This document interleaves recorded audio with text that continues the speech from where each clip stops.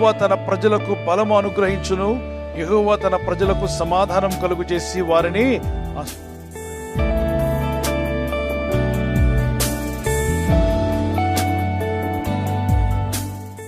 ఎవరెవరికి బలం కలుగు చేశాడు? బలహీనంగా ఉన్న వారిని బలపరిచాడు.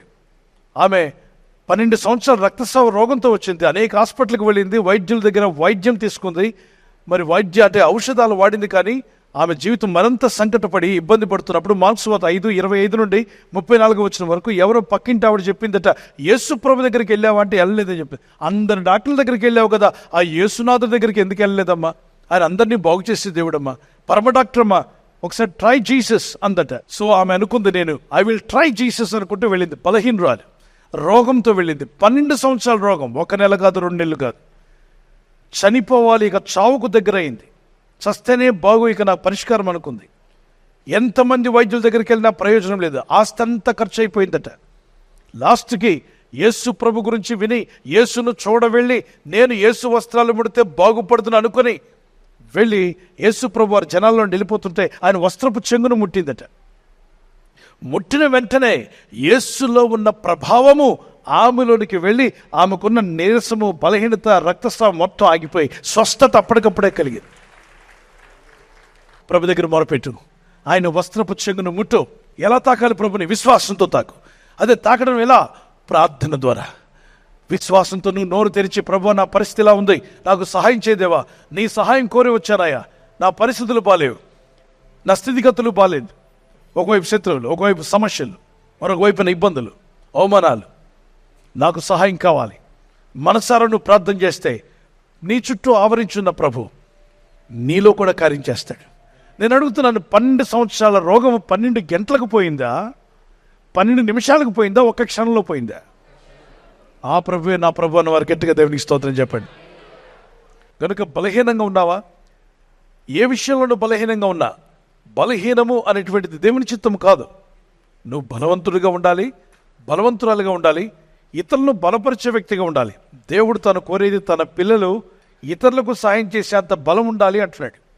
బలము నీకు సహాయపడుతుంది, నీ కుటుంబానికి సహాయపడుతుంది, అలాగే ఇతరులకు కూడా సహాయం చేసేలాగా ఉపయోగపడుతుంది.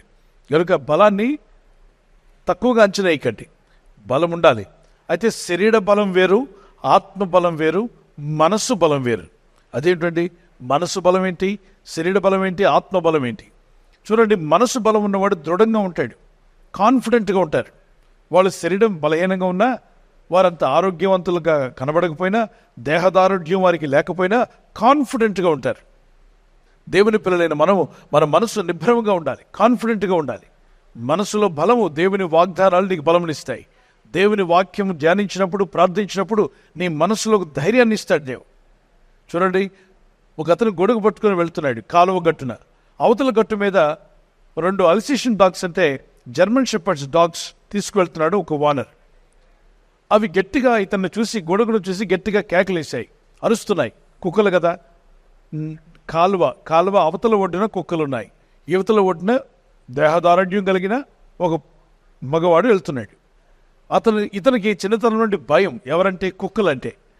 ఆ కుక్కలు ఆ కాలువ గట్టున అవతల అరుస్తుంటే ఇతను చేతిలో కర్ర లేదని గొడుగును చింపి ఏం చేశాడు తెలుసా? కర్రగా మార్చి వణికిపోతున్నాడు. హై హై అంటున్నాడు. ఆవిడు ఆ కుక్కల వానర్ అన్నాడు, ఏమయ్యా నీకు మతుందా? గొడుగును ఎందుకు చింపేసుకున్నాడు? కుక్కలు వస్తున్నాయి కదా మీదకి, అవి మామూలు కుక్కలు అనుకున్నావా? జర్మన్ షెపర్డ్స్ అయ్యి. రే, నీకు మాకు మధ్యలో ఏముంది? కాలం ఉంది కదా. అవేమన్నా మొసళ్ళు అనుకున్నావా నీటిలో ఈదుకొని రావడానికి? అప్పుడు వెలిగిందట మనోడికి బయలుపు. ఓ నిజమే కదా, అనవసరం గొడుగుని చెప్పుకున్నానని. చాలామంది ఆ సమస్య రాకముందే అది నీ మీదకి వచ్చినట్టుగా భావిస్తున్నావు. నీ మనసును నువ్వే చెదరగొట్టుకుంటున్నావు. అందుకే భయము నీలో అవసరం లేని అవలక్షణాలన్నీ సృష్టిస్తుంది. కనుక రోగానికి భయపడద్దు, సమస్యలకు భయపడద్దు, శత్రువులకు భయపడద్దు. ఒక ఫోబియా లాగా నీ హృదయంలో భయంతో నింపుకోవద్దు. ఎక్కడో ఉన్నాయి కుక్కలు, నీ దాకా రాలేదు, అవి అరుస్తాయి. కుక్కల స్వభావం ఏంటి చెప్పండి? అలాగే మనుషుల్లో కూడా కొందరు కుక్కల్లాగానే కుక్కల డ్యూటీ తీసుకున్నారు. దారిని పోతున్న ప్రతి ఒక్కరి మీద అరుస్తూ ఉంటారు. వాళ్ళు నెమ్మదిగా ఉండడానికి వాళ్ళకి నెమ్మది నిద్ర పట్టదు. ఎవరో ఒకరి మీద అరుస్తుంటారు, ఎవరో ఒకరి మీద నిందలేస్తుంటారు. కాబట్టి కుక్కలు అరిచాయి కదా అని ఏనుగు భయపడదు. దేవుని బిడ్డలారా, నువ్వు భయపడినక్కర్లా. నీ దారి నువ్వు పోతూ ఉండు, ముందుకు సాగిపో. భయము నీ జీవితాన్ని కృంగదీస్తుంది. అందుకంటాడు, తన ప్రజలకు దేవుడు బలం అనుగ్రహిస్తా అంట. దేవుడు నీకు బలమునిచ్చునుగాక. ప్రార్థించు, ప్రభువా నాకు బలము దయచేయమని. మానసిక బలం ఏంటి తెలుసా? మానసికంగా మనసులో దృఢంగా ఉండాలంటే దేవుని వాక్యం పట్ల నమ్మకం ఉండాలి, దేవుని వాగ్దానాల పట్ల నమ్మకం ఉండాలి. చాలామంది దేవుని నమ్ముతారు కానీ దేవుని వాగ్దానాలు నమ్మరు. దేవుని నమ్ముతారు కానీ ఆ దేవునికి చేసే ప్రార్థనలో శక్తి ఉందని నమ్మరు. అదే చాలా పొరపాటు. దేవుని నమ్మితే సరిపోదు, ఆ దేవునికి నువ్వు చేసే ప్రార్థనకు జవాబు ఇస్తాడు దేవుడు అని నమ్మడం కూడా చాలా అవసరం. దేవుని నమ్మిన నువ్వు దేవునికి చేస్తున్న ప్రార్థనకు కూడా జవాబు వస్తుంది అని నమ్మినప్పుడే దేవుని కార్యాలను చూడగలుగుతావు. రెండవదిగా ఆత్మబలము. లూక్ చాప్టర్ 1:18, శిశువు ఎదిగి ఆత్మయందు బలం పొందిన, బాప్తిజం ఇచ్చి యోహాను గురించి రాయబడింది. శిశువు ఎదిగి ఆత్మయందు బలం పొందిన. మన పిల్లలు ఎదిగి ఆత్మలో బలవంతులు అవ్వాలి, ఆత్మలో బలంగా ఉండాలి. మూడవది శారీరక బలం. సామెత 3:8, అప్పుడు నీ ఎముకలకు సత్తువయు నీ సర్వశరీరమునకు ఆరోగ్యం కలుగుతుందన్నాడు. సామెత 4:22, నా వాక్యములను మీరు శ్రద్ధగా విన్నట్లయితే అవి మీ ఎముకలకు సత్తువ, మీకు ఆరోగ్యం కలుగు చేస్తాయి అన్నాడు. దేవుని మాటలు మనకు ఆరోగ్యాన్ని కలుగు చేస్తాయి. ప్రార్థిస్తాను, నిజంగా మొరపెడతాను. వారి చేతిని పైకెత్తగలరా? గుండె మీద చేపెట్టండి, స్వరమెత్తి గట్టిగా ప్రార్థన చేయండి. ప్రభువా, నేను వాగ్దానాన్ని నమ్ముచున్నాను, నువ్వు బలము ధరింప చేయవాడువు నాయన. నాకు ఆ బలం ధరింప చేయండి ప్రభువా. బలం అనుగ్రహించేవాడువు తండ్రి. నీ అభిషేకం వీరి మీదకి వచ్చునుగాక, నీ ఆత్మబలం వీరి మీదకి వచ్చునుగాక. ప్రార్థిస్తుండగా ప్రతి బిడ్డను తాకండి ఆయన, కుమారులను కుమార్తెలను ప్రతి ఒక్కరు. నీ చిత్తం వీరిలో నెరవేరునుగాక. నీ ప్రజలకు బలం అనుగ్రహిస్తాన్నావు అయ్యా. నీ ప్రజలకు సమాధానం కలుగు చేసి ఆశీర్వదిస్తాన్నావు ప్రభా. ఇదిగో వీరికి సమాధానం దయచేసి వీరికి వీరి కుటుంబాలకు మీ ఆశీర్వాదం దయచేయండి. ఆత్మీయంగా వర్ధిల్లాలి, రక్షణలో ఎదగాలి, రక్షింపబడని వారు రక్షించబడాలి, మారు మనసు పొందిన వారికి మారు మనసు దయచేయండి అయ్యా. ఎన్నో మార్లు ఫెయిల్ అయిపోయిన వాళ్ళు ఇదిగో విశ్వాసంతో ప్రార్థిస్తాను, ప్రయత్నం చేస్తానన్నప్పుడు వారి ప్రయత్నం ఫలించునుగాక అని ప్రార్థిస్తున్నాను. వీరి ప్రయత్నాలు ఫలించాలి ప్రభా. ఈరోజు ప్రయత్నించబోతున్న శంకుస్థాపన అయిన, గృహప్రవేశమైన, ఒక బిజినెస్ ప్రారంభిస్తున్నా, ఉద్యోగ ప్రారంభానికి వెళ్తున్నా, ఒక మంచి కార్యక్రమాన్ని ప్రారంభిస్తుండగా, నేను వారి బిడ్డల వివాహం కొరకు ప్రయత్నాలు చేస్తుండగా వారు చేస్తున్న ప్రయత్నాలు ఫలించలాగున మీ దూతలకు ఆజ్ఞాపించండి. మీరు ఆజ్ఞాపిస్తే కార్యాలు జరుగుతానైనా ప్రభు. ఎవరైతే అనారోగ్యం, బలహీనత అనే అంధకారంలో వారి జీవితం ఉన్నదో అటువంటి వ్యాధి రోగాలను వెళ్ళగొట్టి నీ వెలుగును ఉదయింపచేసి నీ గాయపడిన హస్తంతో వారి క్రిటికల్ సిచ్యువేషన్ నుండి, వ్యాధి రోగముల నుండి, రోగ పడకల నుండి వారిని లేవనెత్తి స్వస్థపరిచి నీ సాక్షిగా వారిని వాడుకోనైనా. ప్రయాణం చేసి బయటికి వెళ్తున్న వారు మళ్ళీ తిరిగి క్షేమంగా ఇళ్లకు వచ్చేందుకు సాయం దయచేయండి. మా ప్రయాణాల్లో నీ కాపుదలు ఇవ్వండి. ఎటువంటి యాక్సిడెంట్స్ కానీ ప్రమాదాలు కానీ గురి కాకుండా నీ కాపుదలు యేసు నామములో ప్రతి ఒక్కరికి కలుగునుగాక. విశ్వాసంతో అన్ని వేల మందిలో విశ్వాసంతో తాకి నా కుమార్తె స్వస్థత నొందింది. ఇన్ని వేల మందిలో వాక్యం విని ప్రార్థిస్తున్న వారిలో ఎవరైతే విశ్వాసంతో ప్రార్థిస్తున్నారో వారి జీవితాలకు సమాధానం ఇప్పుడే వచ్చునుగాక, జవాబులు వచ్చునుగాక, ఆశ్చర్యాలు జరుగునుగాక.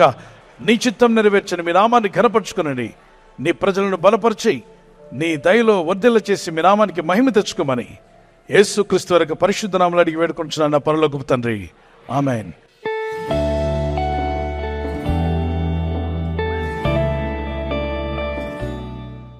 ఈ దినం బర్త్డే ఉన్నటువంటి వారికి happy birthday to you, many more returns of the day. We wish you all the best. ప్రభు మిమ్మల్ని దీవించును గాక. మీకు వాగ్దానము 1 శామ్యూయల్ 10:6, నీకు క్రొత్త మనస్సు వచ్చును. U turn into another man. ఒక నూతన వ్యక్తిగా మార్చబడతావు. నూతన హృదయం, నూతన ఆలోచన, నూతన తలంపులు దేవుడు మీకు దయచేయను గాక. ఈ నూతన సంవత్సరం మీ జీవితంలో ఒక నూతనమైన ఆశీర్వాదాలకు అడుగుపెట్టుకు ప్రభు మీకు కృప దయచేయను గాక. మే the Lord bless you with the long life and May the lord protect you and provide all your needs in Jesus' name. God bless you. అలాగే వెడ్డింగ్ యానివర్సరీ జరుపుకునే వారికి many more returns of the day. May the Lord bless you. ప్రభు అక్కడ ఆలస్యమైతే silver jubilee, golden jubilee, platinum jubilee జరుపుకునే కృప దేవుడు దంపతులని మీకు దయచేయనుగాక. మీ ఇద్దరి మధ్యలో అన్యోన్యత, ప్రేమానురాగాలు పెరుగునుగాక. మీరు ఇరువురు కలిసికట్టుగా ప్రార్థనాపూర్వకంగా ఉంటుండగా మీ ఇళ్లలో ఉన్న సాతానికి లయపరచబడి మీ కుటుంబాలు దీవించబడునుగాక. వాగ్దానము మాథ్యూ చాప్టర్ 26:41. మీరు శోధనలో ప్రవేశింపకుండాట్లు మెలకుగా ఉండి ప్రార్థన చేయండి. మీరు ఎలాంటి శోధనలో పడకుండా భార్య భర్త కొరకు, భర్త భార్య కొరకు, మీ ఇద్దరు మీ కుటుంబం కొరకు ప్రార్థన చేస్తుండగా ఎలాంటి శోధనలు పడకుండా మీరు తప్పించబడదురుగాక. ఆమేన్. శోధనల కాలంలో నేను మిమ్మల్ని తప్పిస్తాను అన్నాడు. Watch and pray so that you will not fall into temptation.